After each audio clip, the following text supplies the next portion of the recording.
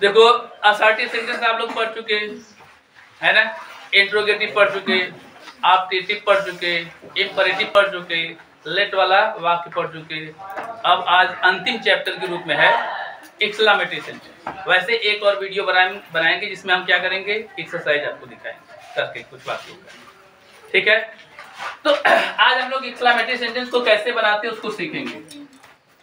Exclamatory, exclamatory का मतलब क्या होता है, विस्मय बोधक। इसका मतलब क्या होता है, विस्मय। और विस्मय का मतलब क्या होता है, आश्चर्य। विस्मय का मतलब क्या होता है, आश्चर्य। समझ रहे, विस्मय का मतलब क्या होता है, आश्चर्य। तो केवल आश्चर्य का ही भाव नहीं प्रकट होता है। लोग समझ लेते हैं कि दुख की बात, सुख की बात ये अलग अलग हो जाती है, ऐसा कहीं कोई मैटर हो जाता है, ऐसी कोई बात नहीं है ना। अगर प्रसन्नता की बात है तो उसमें भी आश्चर्य होता है, अगर दुख की बात होती है तो उसमें भी आश्चर्य होता है। अगर कोई एक्सीडेंट हो जाए तो लोग कहते हैं अरे बाप रे कितना भयानक एक्सीडेंट है, तो आश्चर्य के साथ दुख का भाव प्रकट करते हैं, है ना। और अगर कोई अच्छी बात हो गई, ठीक है, तो उसको भी लोग आश्चर्यचकित होकर के व्यक्त करते हैं कि वाह भारत मैच जीत गया, है ना। खुशी की बात को भी आश्चर्य के साथ व्यक्त करते हैं। तो ये थोड़ा सा अलग नहीं होता, आपको ध्यान रखना होगा, ठीक है। आश्चर्य में आप दुख भी प्रकट कर सकते हो और सुख भी प्रकट कर सकते हो, प्रशंसा भी प्रकट कर सकते हो, ठीक है।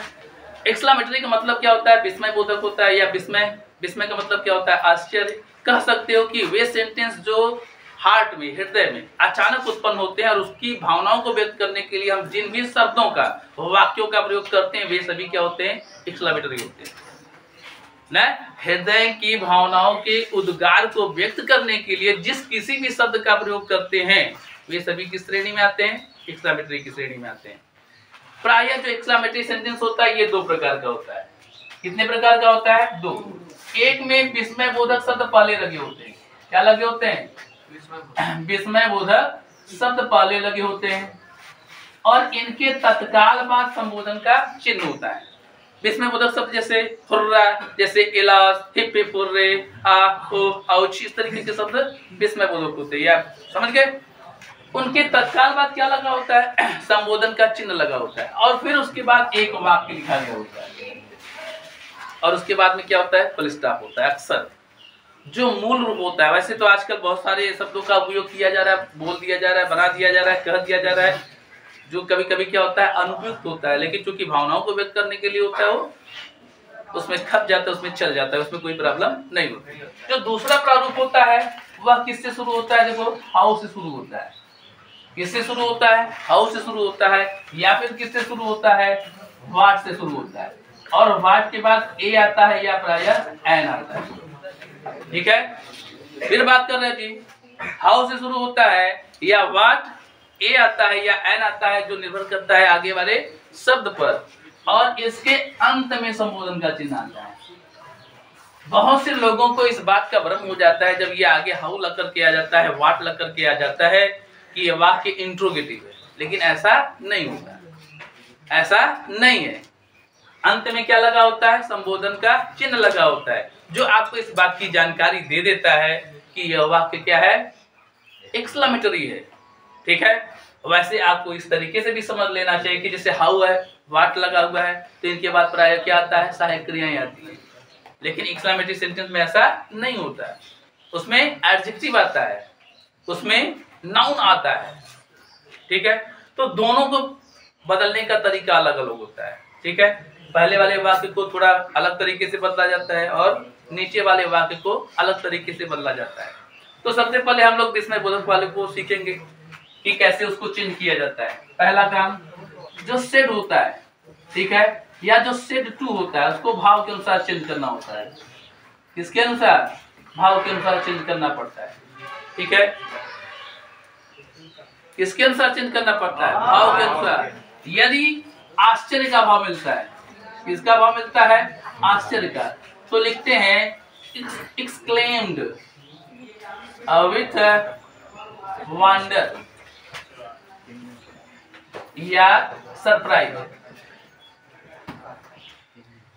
क्या लिखते हैं, एक्सक्लेम्ड विथ वंडर या सरप्राइज। वंडर का मतलब क्या होता है, आश्चर्य होता है, बात हम जो कहें उसको समझा करो थोड़ा सा ना। और सरप्राइज का मतलब भी क्या होता है? आश्चर्य होता है। कोई प्रॉब्लम समझने में नहीं। अब देखो, अगर प्रसन्नता की बात होती है, किसकी बात होती है? प्रसन्नता की बात होती है, खुशी की बात होती है ना, तो किसका प्रयोग करते हैं? एक्सक्लेम्ड विथ जॉय, या किसका प्रयोग करते हैं? डिलाइट का। किसका प्रयोग करते हैं? जॉय का या डिलाइट का।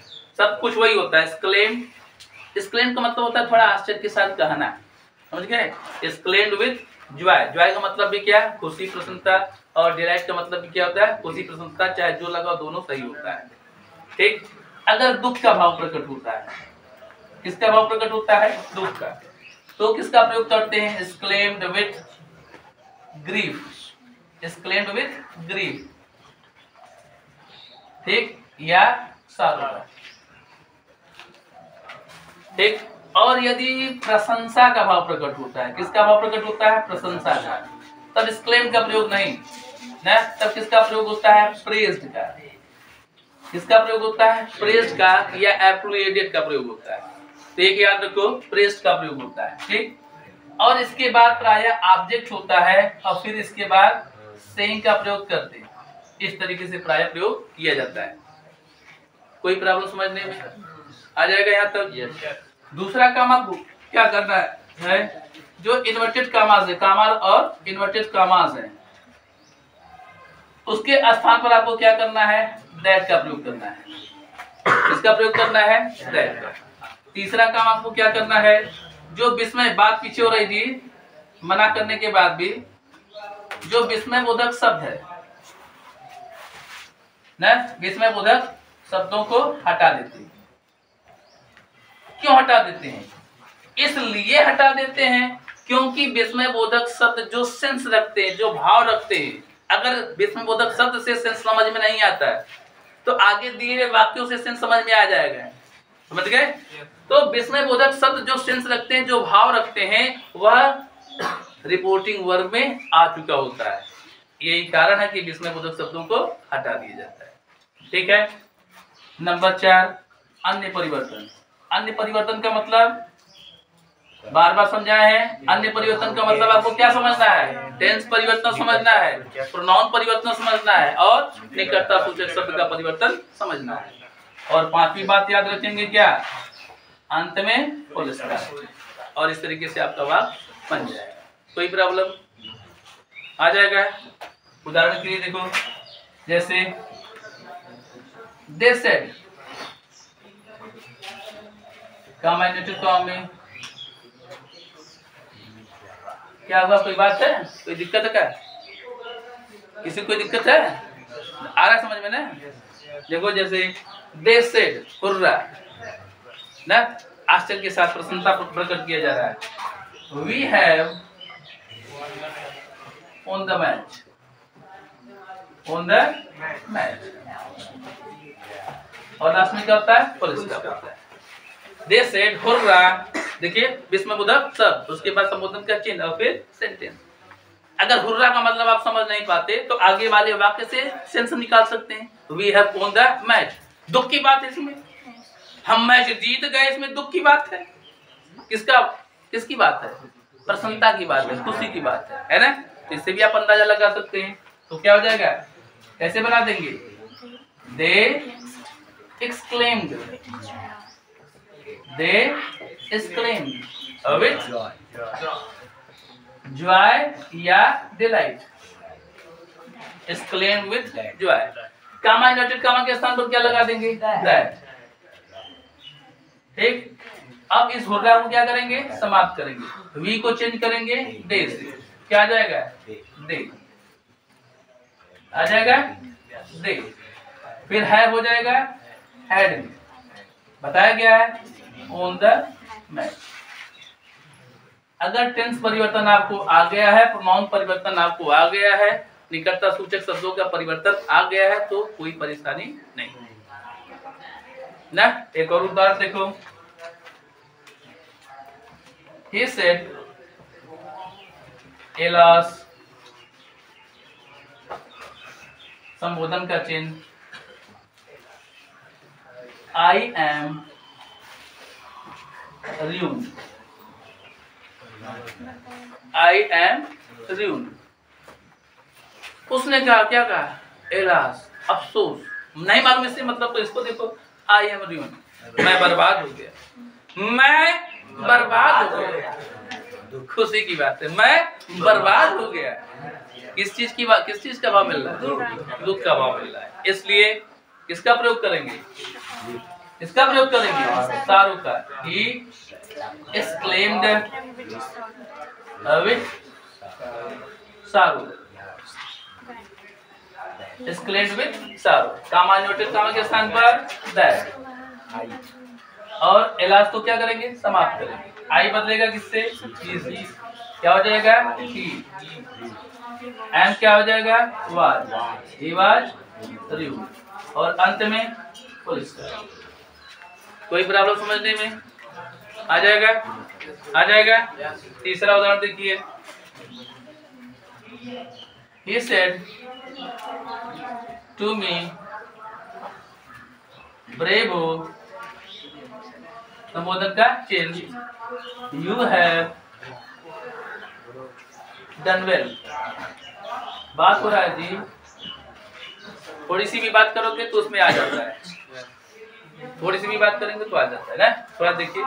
He said to me, Bravo, bravo मतलब शाबाश, you have done well, तुमने अच्छा काम किया। तो किसकी बात है इसमें? प्रशंसा किया जा रहा है, शाबाश, बहुत अच्छा काम किया, शाबाश, बहुत सुनकर बहुत अच्छा बात है, शाबाश, है ना? Yes sir. तो क्या किया जा रहा है? शाबाशी दिया, बहुत अच्छा काम किया ना, मना करने के बाद भी शो किया, बहुत अच्छी बात, शाबाश। तो क्या हो जाएगा? ही सेड किसके बदल देंगे? प्रेज्ड। मी फिर सेइंग, और फिर कमांड नोटेड कमा के स्थान पर दैट, इसमें बोधक शब्द को हटा देंगे। यू बदलेगा किससे? मी से। क्या हो जाएगा? आई। हैव का हैड, डन वेल, और अंत में फुल स्टॉप। देख रहे हैं, बिल्कुल इजी है, कोई समस्या है इसमें? नहीं। नोट करिए जल्दी से इसको। तो विस्मय बोधक अगर शब्द है पहले है, उसके बाद संबोधन का चिन्ह है, वाक्य है, तो उसको किस तरीके से बदलते हैं उसको हमने बताया। ठीक है। अब दूसरा तरीका या दूसरा प्रारूप जो है कि यदि हाउ या व्हाट सबसे पहले मिले और वाक्य के अंत में संबोधन का चिन्ह मिले, तो उसको कैसे चेंज करना है, उसको कैसे इनडायरेक्ट में चेंज करना है, उसका नियम सीखेंगे। कठिन नहीं है, हम आपको ट्रिकी बताएंगे, एक बार में बता देंगे, आपको पूरी लाइफ टाइम के लिए हो जाएगा, लेकिन थोड़ा सा ध्यान रखेंगे। तो देखिए, पहला काम आपको क्या करना है, जो सेड है या सेड टू है, उसके स्थान पर केवल एक्सक्लेम्ड लिख देना है। क्या लिख देना है? एक्सक्लेम्ड। जो पुरानी किताबें थी 2000 के आसपास की, ठीक है, उसमें इस ऐसे वाक्यों के लिए एक्सक्लेम्ड विथ वंडर या सरप्राइज बताता था। लेकिन बाद की जो किताबें छपनी शुरू हुई ना, तो उसमें सिर्फ और सिर्फ किसका प्रयोग करता है? एक्सक्लेम्ड, जिसका मतलब ये होता है कि आश्चर्य के साथ कहना। ठीक है, तो एक्सक्लेम्ड में चेंज कर देंगे। दूसरा काम क्या करेंगे, जो रिपोर्टेड स्पीच का वाक्य है, रिपोर्टेड स्पीच के वाक्य को, रिपोर्टेड स्पीच के वाक्य को सब्जेक्ट से शुरू कर देंगे। किससे शुरू करेंगे? सब्जेक्ट से शुरू करेंगे। ठीक है, सब्जेक्ट से शुरू करने का मतलब क्या है? मतलब वाक्य को असर्टिव बनाना है। समझ गए? एक और काम करेंगे, तीसरा, जो इन्वर्टेड कामास हैं, बात नहीं करना है जी, बात मान जाओ जी, मान जाओ, रुक जाओ, थोड़ा सा अपनी भावनाओं को रोको ना। इन्वर्टेड कामास जो हैं, उनके स्थान पर आपको क्या यूज करना है? दैट। वाक्य को असर्टिव बनाना है, अर्थात सब्जेक्ट से शुरू करना है। ठीक है। नंबर 4, जो हाउ शब्द आया हुआ है, हाउ, ठीक है, या व्हाट शब्द आया हुआ है, इसके लिए आपको भेरी प्रयोग करना है, या एक और होता है, जल्दी कोई बताता नहीं लेकिन हम यहाँ पर जिक्र कर दे रहे हैं ना, मच होता है। मच बदलते हैं या ग्रेट में बदलते हैं। कैसे बदलेंगे अभी समझाएंगे, आगे बताएंगे, ठीक है। नंबर 5, अन्य परिवर्तन कर लेंगे। अन्य परिवर्तन का मतलब वही टेंस परिवर्तन, प्रोनाउन का परिवर्तन, ठीक है, और निकटता सूचक शब्द का परिवर्तन करेंगे। और छठी बात, संबोधन के चिन्ह के स्थान पर वाक्य के अंत में फुल स्टॉप लगा देंगे। अब एक समस्या यहाँ पर आ गई कि वाक्य को असर्टिव बना देते हैं, सब्जेक्ट से शुरू करते हैं, और हाउ या व्हाट को किसमें चेंज कर देते हैं, वेरी, मच या ग्रेट। समझ गए? तो ठीक नाउन से पहले इन तीनों शब्द का अर्थ क्या होता है? बहुत होता है। इन तीनों शब्द का अर्थ क्या होता है? बहुत होता है। समझ गए? तो ठीक नाउन से पहले बहुत की अंग्रेजी क्या लगाई जाती है? ग्रेट लगाई जाती है ना। नाउन से पहले, किससे पहले? नाउन से पहले बहुत की अंग्रेजी क्या लगाई जाती है? ग्रेट लगाई जाती है, ठीक है। और जो प्राय एडजेक्टिव होते हैं या एडवर्ब होते हैं, उनके पहले उनको और अधिक पावर देने के लिए ना, उनको उनकी विशेषता प्रकट करने के लिए, उनको मॉडिफाई करने के लिए हम किसका प्रयोग करते हैं? वेरी का, ठीक है। तो डिग्री जानते हैं? डिग्री एडजेक्टिव की और एडवर्ब की 3 डिग्री होती है, पॉजिटिव, कंपैरेटिव और सुपरलेटिव। तो पहले के साथ वेरी का प्रयोग होता है। पहले के साथ किसका प्रयोग होता है? वेरी का। यानी जो पॉजिटिव डिग्री होता है, जो पॉजिटिव डिग्री होता है उसके साथ हम किसका प्रयोग करते हैं? वेरी का, ठीक। और जो कंपैरेटिव डिग्री होता है, जो कंपैरेटिव डिग्री होता है उसके साथ हम किसका प्रयोग करते हैं? मच का। जैसे ग्रेट है तो वेरी ग्रेट सही है, मच ग्रेट गलत है। वेरी ग्रेट सही है, ग्रेट क्या है? पॉजिटिव डिग्री है, उसके पहले वेरी लगा देंगे, सही है। अब ग्रेट को हमने बदल दिया, ग्रेटर कर दिया, तो ग्रेटर के पहले अगर वेरी लगा रहे हैं तो ये उपयुक्त नहीं है। वेरी ग्रेटर कहना सही नहीं होता है, क्या कहेंगे? मच ग्रेटर कहेंगे। तो वहां पर बहुत के लिए क्या लगाना होगा? मच लगाना होगा, ठीक है। ब्यूटीफुल है तो वेरी ब्यूटीफुल, ओके सही है, कोई प्रॉब्लम इसमें नहीं है, क्योंकि पॉजिटिव डिग्री के पहले जो एडजेक्टिव का जो मूल रूप होता है पॉजिटिव डिग्री होता है। तो ब्यूटीफुल, वेरी ब्यूटीफुल, करेक्ट। लेकिन मच ब्यूटीफुल गलत है या उपयुक्त नहीं है। अब अगर ब्यूटीफुल को हम कंपैरेटिव डिग्री में चेंज कर दे तो क्या हो जाएगा? More beautiful. क्या हो जाएगा? More beautiful. अब बहुत उसके साथ जोड़ता है तो कहेंगे वेरी मोर ब्यूटीफुल, तो ये गलत है। वहां पर क्या करना होगा? Much more beautiful. क्या करना होगा? Much more beautiful. तो मच का वहां पर प्रयोग होता है कंपैरेटिव डिग्री के साथ, ठीक है।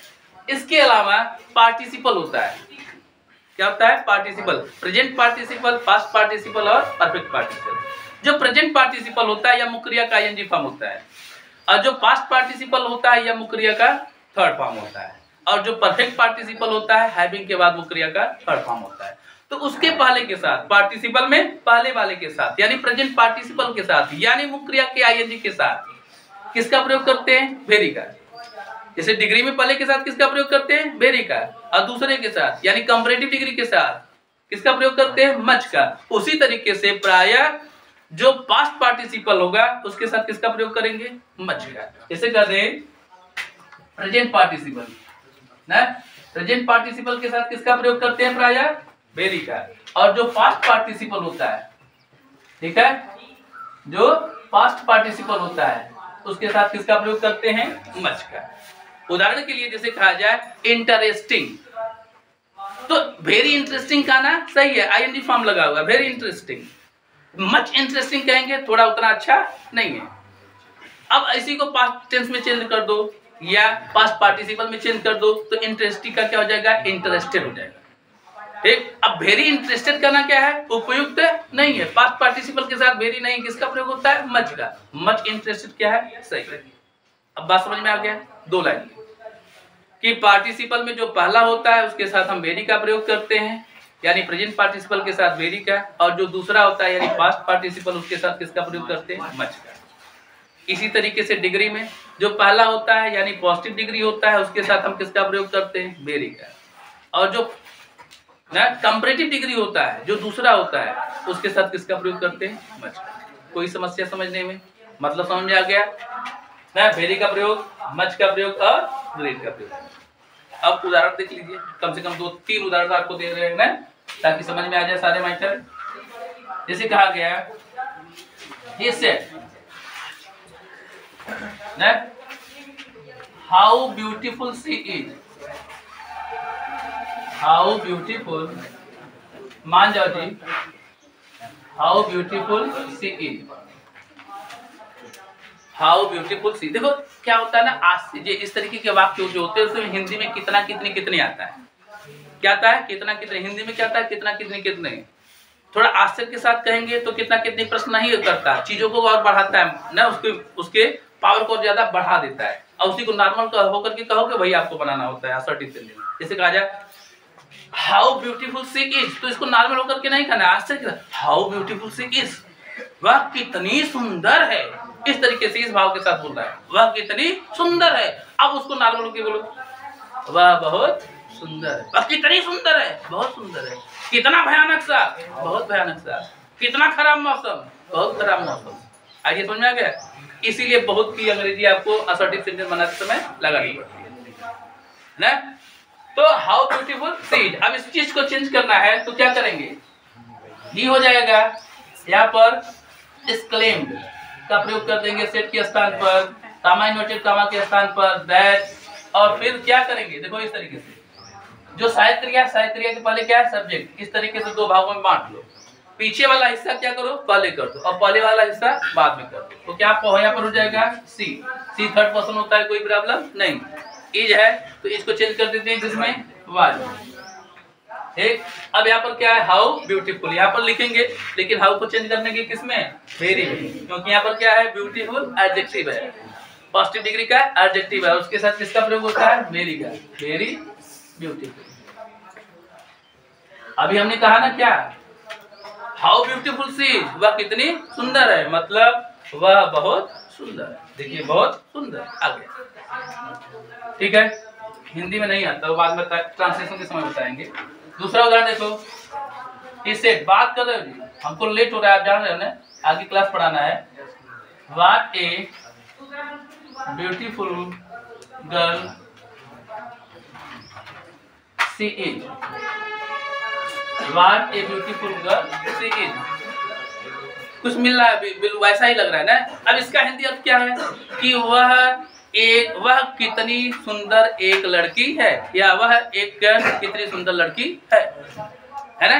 अब वाक्य में क्या आया है, नाउन आया है, जब नाउन आया है इसलिए यहाँ पर क्या लग गया, व्हाट ए, समझ गए। तो बनाएंगे कैसे, देखो बिल्कुल उसी तरीके से ही हो जाएगा, एक्सक्लेम्ड हो जाएगा, कामा इन्वर्टेड कामा के स्थान पर क्या लगा देंगे, दैट लगा देंगे, फिर इसके पहले सब्जेक्ट, इस तरीके से हो जाएगा, सी का और इज का वाज। अब वाट के बदले क्या करेंगे, वेरी मच ग्रेट में से प्रयोग करेंगे, तो आगे देखिए क्या लगा है, ब्यूटीफुल लगा है, और ब्यूटीफुल क्या होता है, एडजेक्टिव होता है, क्या होता है, एडजेक्टिव होता है, तो इसका मतलब किसका प्रयोग करेंगे, वेरी का। ए को पहले लिख देते हैं, ए वेरी ब्यूटीफुल गर्ल। कोई समस्या समझने में आ जाएगा, आ जाएगा, आ जाएगा। क्यों वेरी लगा, जबकि व्हाट ए या व्हाट एंड था, इसलिए लगा क्योंकि आगे आने वाला शब्द क्या है, एडजेक्टिव, कौन सा, पॉजिटिव डिग्री का, समझ गए, या प्योर एडजेक्टिव का, इसलिए लगा। तीसरा वाक्य देखो, he said, comma inverted comma में, what a fool he is, what a fool he is, वह कितना मूर्ख है, वह कितना मूर्ख है, मतलब बहुत मूर्ख है, समझ गए। तो क्या आ जाएगा, he exclaimed, comma inverted comma के स्थान पर that, अब ही को इधर कर देंगे, he was a, हो जाएगा।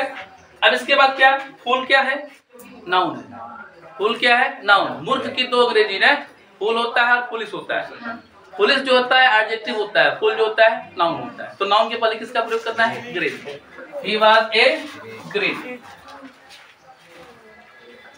अगर प्रॉब्लम, देखो ये प्रॉब्लम करता है, यही वाला वाक्य क्या करता है, प्रॉब्लम करता है।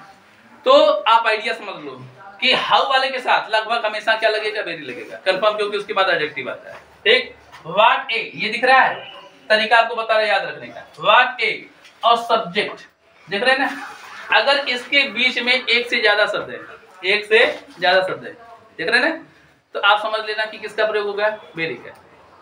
ठीक, अगर व्हाट ए और सब्जेक्ट के बीच में क्या है, केवल एक वर्ड है, तो व्हाट ए क्या होता है, आगे उसके नाउन आता है, कंफर्म है। तो व्हाट ए और सब्जेक्ट के बीच में अगर एक वर्ड है तो वह वर्ड क्या होता है, नाउन होता है।